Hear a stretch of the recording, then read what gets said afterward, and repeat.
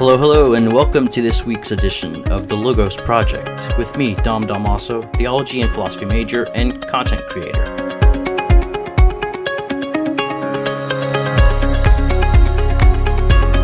This show aims at taking you back in time to understand prominent thinkers, writers, and cultures.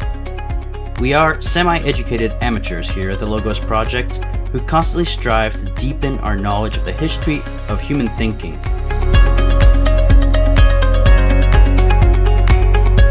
You're listening to the Logos Project with Dom Dalmaso, and in today's episode, I am joined by my friend Sam to discuss good old Socrates. Here is our conversation. You ever been to a Cheesecake Factory? I've heard of it. I don't think I've ever been to it. Oh, so you walk in and there's all these display cases with cheesecake and stuff. So It's like that, except it's like a butcher shop. They have a butcher shop in the back. What? So instead of cheesecake, it's like slabs of meat just everywhere. And I'm like, that's especially you like making steaks. Testosterone went up 3 points. I walked in there. I'm telling you, you should really start a steakhouse here. Dude. Maybe not here. Sam's just somewhere. Yeah, literally Sam's place. S&P, that's the way for me, bud. Yeah. Alright, so we're back into this, back in the flow. Or the audience doesn't know that we stopped. Yeah, pre-launch flow. Pre-launch flow. Alright, so I wanted to tackle ancient philosophy and just kind of begin at the beginning and move forward and just kind of talk it through together and just talk through all of ancient philosophy, huh? Pretty much. Yeah, that's cool. I feel like this is what the podcast is about. We can do that in 20 minutes, yeah. But, yeah, absolutely. But that's the cool thing is that, because I know you like politics, and the more you read ancient philosophy, the more you realize that this is the bedrock out of which political theory comes from. So politics was a sub-branch of philosophy, right? Now, when you think of politics nowadays in 21st century America, you don't think of it as philosophy. But it is part of philosophy. It's a way of thinking about the polis. Yeah, absolutely. Right? The city. Okay, city, that's right. Boom, I speak Greek. Yeah, it's bro. Cool, bro. Yeah. Just kidding. I barely speak English, dog. Saminides. Saminides. Alright. Okay. Socrates. Arguably the most influential person in Western history, at least when it comes to the foundations of Western thought. So I wanted to share this about Socrates, something I wrote, and it's basically an essay where I compare Socrates and Paul of Tarsus, also known as Saul of Tarsus, but we don't have to bring up the comparisons that much. So the historical task of knowing who Socrates exactly was and what he taught is one that will probably remain a mystery. We have many accounts of his life and words, primarily from Plato and Xenophon. So these are the two sources that we have when it comes to the knowledge of the historical existence of Socrates the person. Yeah, because I read that he actually didn't write anything down. Yeah, he didn't. Is there a reason for that? Or is there any kind of... there's speculation about why. Because I know Lil Wayne doesn't write his raps down either. That's probably a really good analogy. He is the best rapper alive. Yeah. Self-proclaimed. What about Chance the Rapper? Chance the Rapper's my favorite rapper. Chance, Hacky Sacker, khaki wearing. I'm just kidding. I forget how that song goes. Here's a question. Have you heard of anybody else who's pretty famous and had an impact on civilization that hasn't written a single word? That hasn't written a single word? I actually didn't know that until recently, the Socrates thing. I'm going to say Aristotle, because... No, he wrote profusely. Oh, so I was close. Yeah, no, not even. But don't think too hard. Someone famous that you know that just didn't write anything, who lived 2,000 years ago. Oh, yeah. Jesus. Yeah. Top five? The historical Jesus, yeah. Okay, so... He didn't write anything down? That's a really good point. Yeah. In the Gospel of John... I literally never thought of that. He does, write in the sand. We don't know what he writes. Anyway. I assume he drew a picture. Probably. No, seriously, probably. A picture of a wine. Alright, we are on one right now. It's late. That's probably the problem. Okay, so these latter, right, so Xenophon and Plato, they have no qualms in using Socrates as a rhetorical mouthpiece for their own systematic philosophy. So these accounts of his life and of what he taught are at times harmonious with each other, but more frequently they are in conflict. So can we know this enigma of a man who has had such a massive influence in philosophy? Can we know this enigma? What do you mean by that? So he's enigmatic, right? He's hard to kind of pin down who he was, what he did, where he came from, and what he taught especially. There's a thing. I don't know. It's the Socratic problem, I think. According to Wikipedia, read it. The sometimes contradictory nature of these sources is known as the Socratic problem. Huh. So I guess scholars term that the Socratic problem. Yeah, apparently somebody smarter than us came up. Yeah, Wikipedia. Just kidding. Yeah. I just kidding. I actually wrote that article. So. Well, Prove me wrong. Well, Prove me wrong. Some people could actually claim that. Yeah. All right. So can we know him? Well, we can know by using the historical method. We can know basics. Well, actually, here I'll go ahead and read it with the basics that we can know. Despite these difficulties, we can gather a general outline of who he was and what he taught. For one, he was most likely a stonemason. Probably studied under Anaxagoras and Damon. He also became a student. What? I don't know, all these big fancy names and then Damon. Yeah, what's up, Damon? He probably studied under Thaddeus, Faticus, and Zagreus and Debbie. And Ted. Yeah. Anyway, go ahead, sorry. So he also became a student of Archelaus, the natural philosopher. He was known for discoursing on ethics in the workshops and the agora. He constantly engaged others in dialectical discourses, which commonly ended with the subject learning from Socrates, who claimed to know nothing, and realizing that he was the ignorant one. As you can imagine, this led to many people's frustration and unfortunately drew a lot of negative attention, sometimes even physical abuse, which Socrates bore with uncommon patience. So that's because he was a nerd. So he got stuffed in lockers, is what you're saying. That's exactly what I'm saying. He just took it like a man because I'm assuming he was a nerd. He definitely was a nerd. Wait, so people thought he was always very dirty. He wore rags, never bathed, and just liked to just talk about what people would call nonsense, but what we call philosophy, right? Well, so something you said right there. He said, Mm-hmm. you said the ignorant one. He said he claims to know nothing. Yeah, so he constantly engaged others in dialectical discourses, which commonly ended with the subject learning from Socrates, who claimed he knew nothing. Alright, so I might be crossing my wires here. It's been a little while. But didn't Socrates believe that all knowledge was like innate? Yes. Well, so how could you know nothing? Arguably Plato. So here's the thing. So Socrates claimed that he knew nothing, and he went to go see the oracle at Delphi, which is a famous oracle in Greece. And the oracle basically, he asked the oracle because he wanted to learn wisdom from someone, and everyone he was talking to, he realized didn't know what they were talking about. And so I have that same problem. Right? Yeah, something about being a Marine. No, really? No, bad joke. All right, go ahead. But yeah, so he was like, I think he was getting frustrated because he was trying to learn because he had this sense of wonder, and no one really had any answers for him. And the more he talked to them, the more he realized they didn't know what they were talking about. And so he goes to the oracle at Delphi and he asks her, "Who's the wisest person in Greece?" So the intent is so I can go learn from them. And the oracle says, Socrates is. And so he's confused. He's like, wait a minute, I don't know anything. And then he comes to this realization, I'm the wisest person in Greece because I know that I don't know anything. Ooh. Right? And so that's... Do you think that actually happened, or is this like one of those? It does sound probable. We know that he was executed for being a disturber of the peace and being an atheist, right? Okay. Because... And so it would fit that he would go around asking these people and then showing them that they don't know anything. And then... and that would cause disturbance because, you're going to bruise a lot of egos, right? And especially if you start teaching that the gods are not real. Because philosophy and mythology was not very compatible at the time, right? And Socrates was probably drawing from the pre-Socratics, right? For the namesake, yeah. Right? So that's the thing. This guy is so important in history that you have a divide between the pre-Socratics and then you don't call them the post-Socratics, but those people after Socrates, basically. And so I think that's probably true. Because the Oracle of Delphi was known to say things like that to people, whether it was true or not. There's like arguments that like they would be on psychedelic drugs and predict things and stuff like that. Yeah. So it's hard to know what he taught versus what Plato taught or Xenophon taught, right? He's mostly known through Plato's writings. So it's really hard to decipher what's Plato and what's Socrates because Plato has no qualms whatsoever in using Socrates. He shouldn't.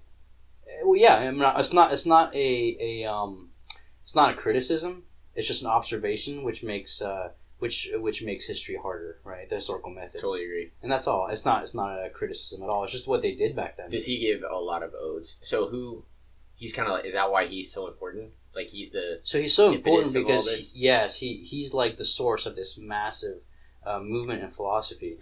And so all the pre-Socratics... it kind of cracks me up when you say that. In this, pre-Socratics? Yeah, in this like context. Yeah. All the pre-Socratics they all culminate in Plato, really. And Plato takes a major leap forward, especially when it comes to his ethics. Mm-hmm. And that Plato was a student of Socrates, and the way he sees Socrates, and the historical method being used to show that this guy was a real person, and he had a massive influence on Socrates and Xenophon and Crito and Phaedo, and their names are the titles of Plato's dialogues, and in the dialogue, it's Socrates talking to them. And so there's a lot of the students that end up being in the dialogues. And so basically, out of Socrates' mentorship, he kind of started a following. Think of like 60s hippies, kind of commune following. I'm exaggerating a little bit. No, that's cool. Yeah, you got Socrates all dirty in the middle with like a drum circle. Yeah, exactly. He's like the dirty, like, I don't care about the world, but thinking about ethics and like, and you know, the world beyond. It's like, no, bro. Yeah, kind of, yeah, exactly. And so, but I'm pretty sure. So we have hints in the symposium where they drink when they philosophize.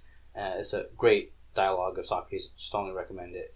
They talk about the nature of love and masculinity and femininity and the origin of gender and stuff like that. It's really interesting, actually. And a lot of this is like the foundation for a lot of the political debates we have today and the philosophical differences that we have. But anyway, so I think that we can't know much about him, but we can know through Plato certain bare facts, and but you can see when you read the dialogues that Plato is heavily handed in inserting his philosophy there. And so the Plato's cave, the forms, the world of forms, that's probably not Socrates, even though Socrates is the one who speaks of it, right? And the whole idea behind Plato's Republic, probably not Socrates, even though he's the one that speaks during the whole thing, right?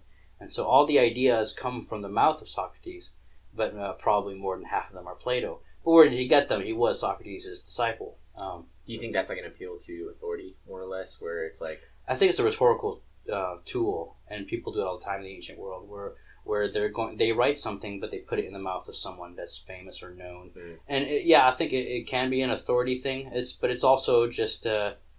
it's like the way, it's like, because the student was the extension of the teacher, and it becomes a school of thought as opposed to an individual. Yeah, absolutely. So it's not, there wasn't this kind of individualistic understanding. It was more of a group mentality, if that makes sense. Yeah. It's like I studied at Cobra Kai, so. Yeah, so like Cobra Kai says, that could be anyone in the Cobra Kai exactly, group, right? Yeah, and so that's Socrates. I'd love one day to just open one of his dialogues and just talk it through. Yeah, that'd be fascinating. Great. We'll have to call this like Intro to Socrates. Yeah, Intro to Socrates. Yeah. That's how Socrates. That's how I remembered it in like middle school or whatever. Let's finish this section right here. Okay, so his main concern, in contrast to the pre-Socratics, was not natural philosophy, right? So the pre-Socratics were very interested in natural philosophy. Where did the world come from? What is it? Is it eternal? Is the world purely material? And so you have early forms of materialism, atheism, atomism, and pantheism. It's all there in the pre-Socratics. Well, so how does all that tie? How does the natural philosophy like tie into, I guess, their idea of like, the gods and the goddesses? Yeah. So philosophy initially, when it comes to the pre-Socratics, is a move away from mythology. It's a reaction to the religion of the time. Is it a move toward Christianity in some way? I wouldn't say so, because Christianity is not even on the table at this point. Definitely not. But I feel like definitely so. The pre-Socratics basically built like this how do I say, like this environment in Greece where Christianity was able to flourish. So I would say, obviously that's like, you know, like 500 years down the road, but so I would slightly disagree, right? So I would say that pre-Socratics laid the foundations for Plato, and Plato was the key. Well, they all studied at Cobra Kai, bro. All right, okay, I'll give you that. So because there is so Plato synthesizes and corrects, and ultimately Aristotle corrects Plato. And so philosophy, in the history of philosophy, it's always this historical process of not synchronizing, is that the right word? Synthesizing, sorry. There you go. It's the process of synthesis and pruning and also outright disagreeing, right? But so that's why philosophy is not this abstract discipline. It's a human conversation. and it begins in history and it continues in history and it moves forward. It doesn't just kind of land out of nowhere. So like, look at the modern like Descartes or Hume or Nietzsche, right? They all come from a specific background, and they think what they think, and they say what they say, and they write what they write as products of their times, and they move the conversation in one direction or another.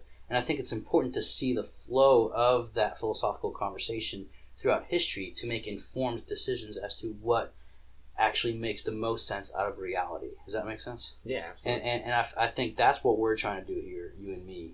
And unfortunately, a lot of people are in the story, in the conversation, and they don't step back and look at the larger picture. And so, unfortunately, and when you do that, you start seeing that a lot of the philosophical atmosphere we live in 21st century America is unfortunately it's like a return to the pre-Socratics, and it's a rejection of Plato and Aristotle. So it's a return and then rejection?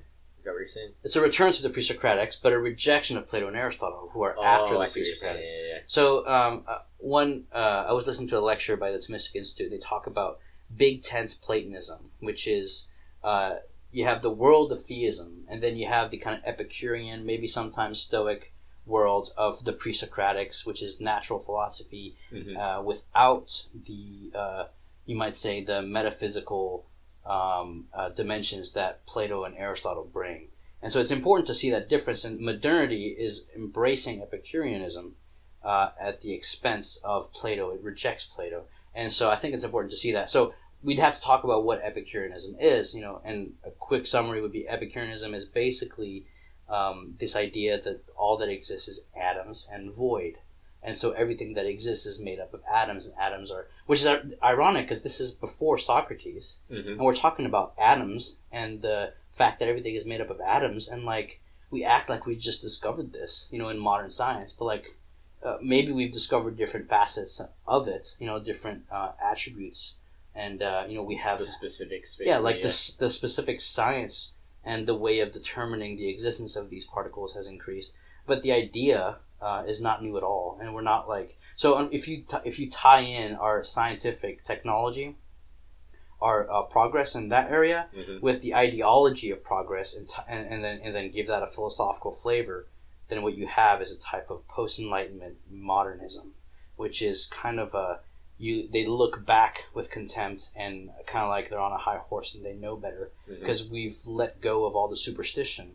And now we know better. Because we're smarter than all of these ancient philosophers. Exactly. Which is like not the case. Yeah, well, if you look at Plato, they had locked down. Plato is an evolution from the atomists and the pre-Socratics. So that's your thing. That's so what you're saying. I'm saying we've returned to the pre-Socratics. Yes, at the expense of the pinnacle, which is Plato and Aristotle.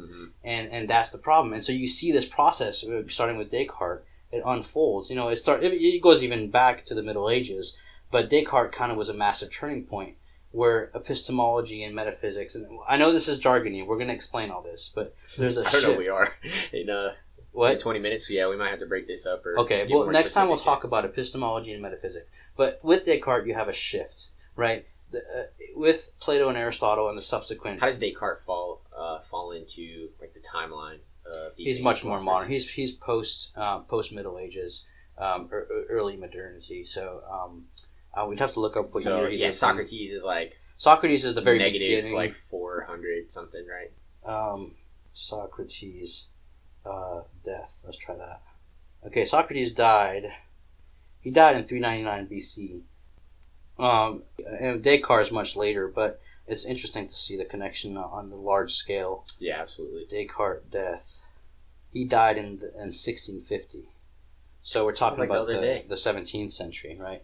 Yeah. So I think it's important to go back to the beginning of all this, which is that Socrates is a landmark in Western thought because the pre-Socratics is everything before, where they're moving away from mythology and superstition, and they're trying to use their reason to understand the world.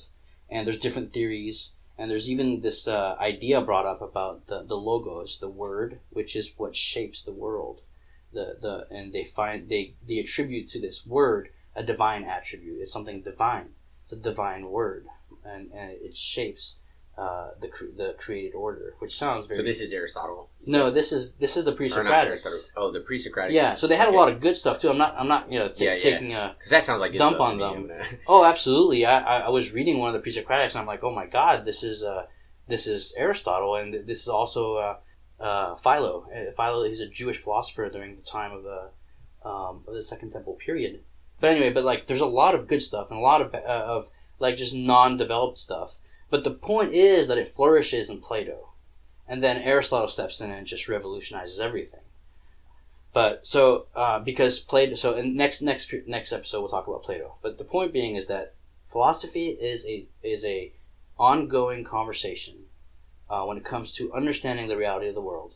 There's highlights, there's low parts, but it never comes out of nowhere. It has a unfolding that is connected and directed in one direction or another. And it's important to take a step back and to look at the big picture of philosophy and see why people believe what they believe, why they taught what they taught, wrote what they wrote, etc. Right? Mm-hmm. So pre-Socratics, we could look at them too, right? So there's so much we can do here, but there's a lot of great stuff in the pre-Socratics, and there's also stuff that I feel is wanting. And ironically, there's only one atheist out of the pre-Socratics that we know of. That kind of makes sense. I feel like that vibes with. Right? Yeah, kind of everything we talked about. There's a lot of naturalists where they think the world is all there is, and some of them are pantheists where they think the world is divine. That's what I was. And I think they all believe the world is eternal. I don't think I've come across a pre-Socratic who thought the world had a beginning or something. Definitely Aristotle believes the world is eternal. He doesn't think it has a beginning. He does believe that it does need a cause for its existence, but that doesn't rule out eternity. It can be eternal and still need a cause. Which is interesting. And so the point being is that we have a process here in ancient Greece that Socrates is like the pinnacle of, and out of him comes Plato and Aristotle, the two major players in ancient Greek philosophy. And this process is a process of using reason to understand the world around you, and that's what philosophy is.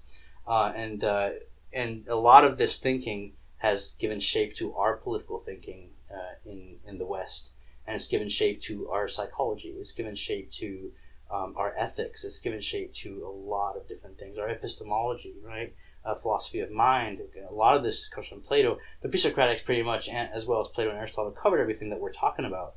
So, philosophy didn't just start as one question that multiplied into thousands of questions. It started as thousands of questions that kept being answered in different ways and synthesized, and the conversation goes on.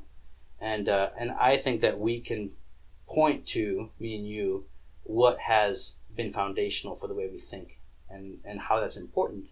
And also I think we can point to what is the most coherent system, philosophical system, and why it has strengths that are unequaled, unparalleled in the history of philosophy. What do you mean by philosophical system?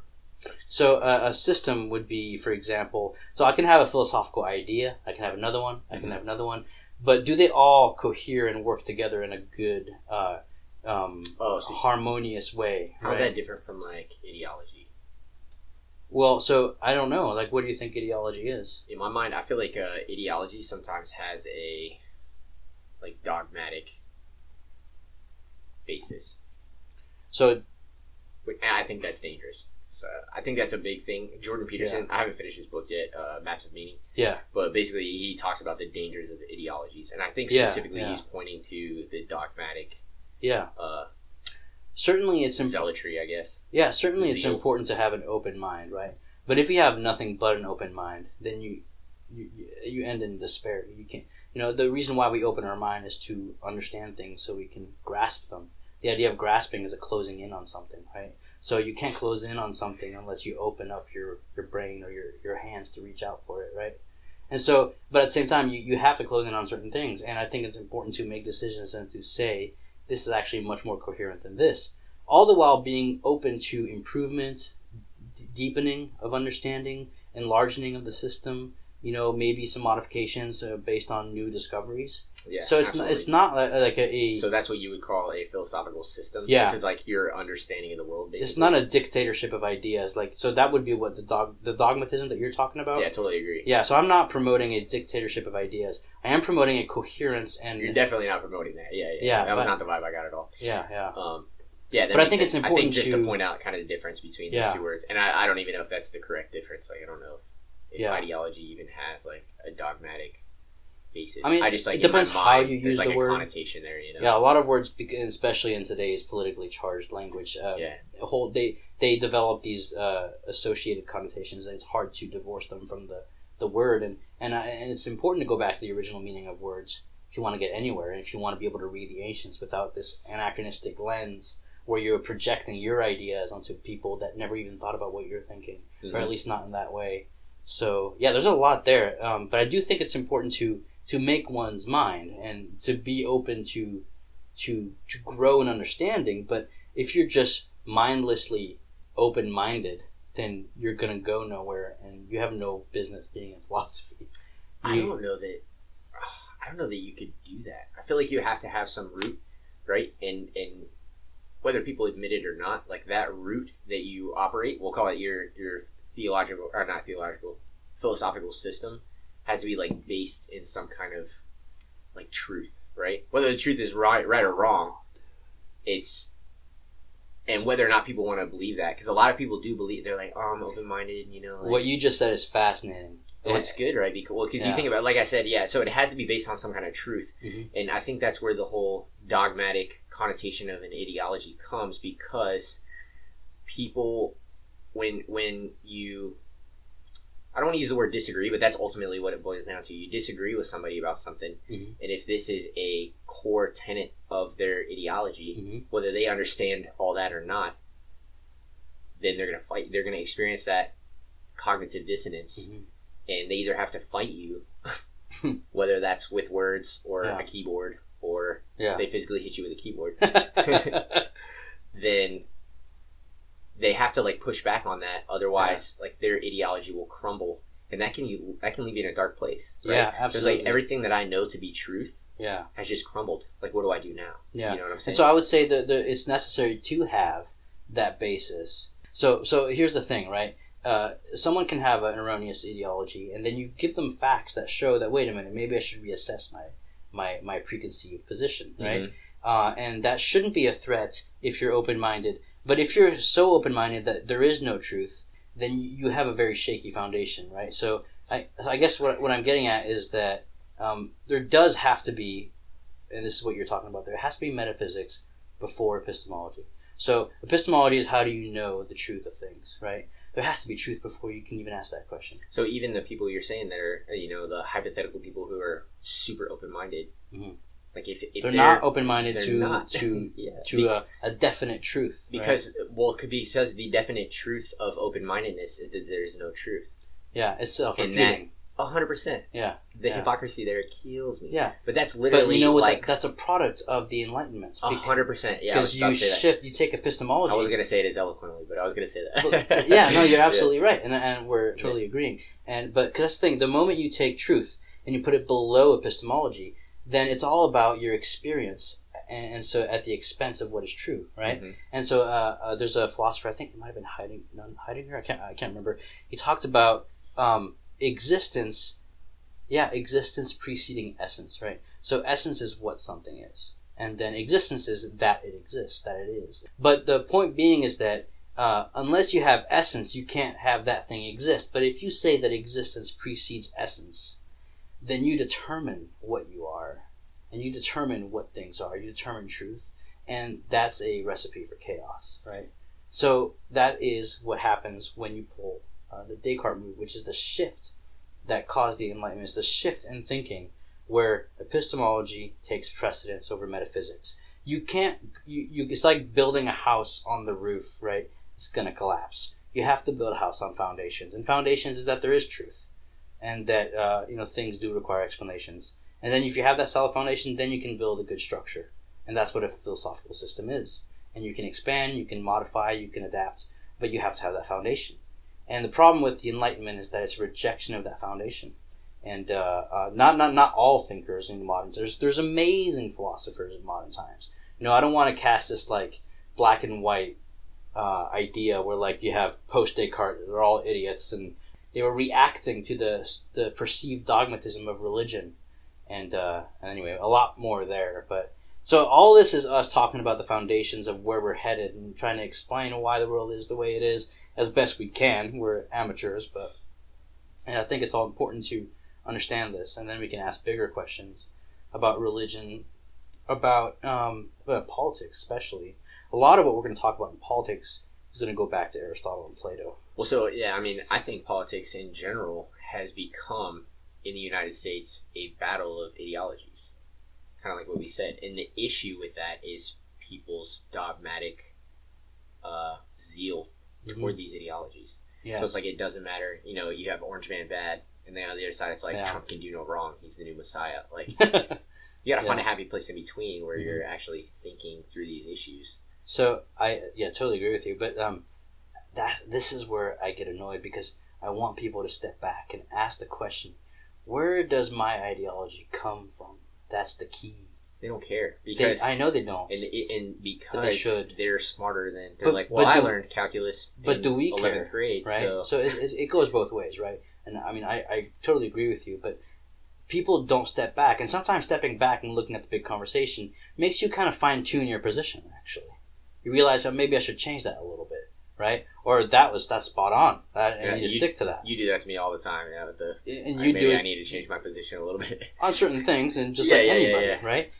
But that's what it does when you step back and look at what I like to call the human conversation, which is what's been going on since we've been able to speak. By the way, the human conversation. Wait, is that like is that something people say, or did you just like trademark? I wrote it in one of my really. Oh, actually, I got it from I think it was Robert Sokolowski. But you guys both studied at Cobra Kai, so you're fine. No, he's like a way up there guy. Yeah. So Socrates. So this kind of went all over the place, but that's why people like podcasts, right? So, okay. So he taught that the gods resided in a hyper-Uranian space. Ooh. So that's basically a non-material world of forms, right? I was going to need you to dissect that one. So he taught that the gods resided in, a non-material area, contemplating being for all eternity, which resided at its center. So being itself, right? Although the description of this vision almost certainly has later Platonic influence, as we saw earlier, Plato using Socrates. So this led some to accuse him of being atheistic regarding the gods of Greece. Eventually he was imprisoned, during which time he made some of his finest and most famous remarks. He was then sentenced to death by poisoning, leaving behind a posthumous influence which lasts to this day. So that's the end of Socrates, and if you read... literally the end of Socrates, and I would recommend people to read a beautiful dialogue which Plato speaks through Socrates, using him as a mouthpiece. It's called Phaedo, and it's about the soul. It's kind of Plato's treatise on the soul, and obviously disagree with a lot of it, but there's a lot there also that's very beautiful, and I think very compatible with other ideologies, as we talked about. I think, though, that ultimately Aristotle is the one who nails it, but we'll talk about that. And so that's Socrates, and he's massively influential specifically because of Plato, his student. Nice. And Aristotle was the student of Plato. And see, it's a conversation that you need a thinker and you need a mouthpiece sometimes. Or I guess it was kind of like a weird dynamic there, but yeah. So that's that. Cool. Yeah, we'll wrap that up for Socrates. All right. Peace out, homie.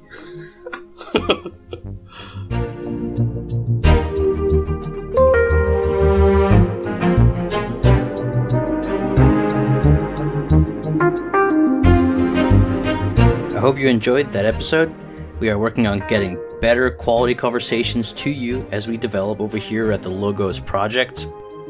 I also need to figure out how to connect two mics simultaneously to my computer, but that's a different story. Don't forget you can leave a review with this podcast. It helps others to discover it. Thank you to those who have already left 5-star reviews. We appreciate it.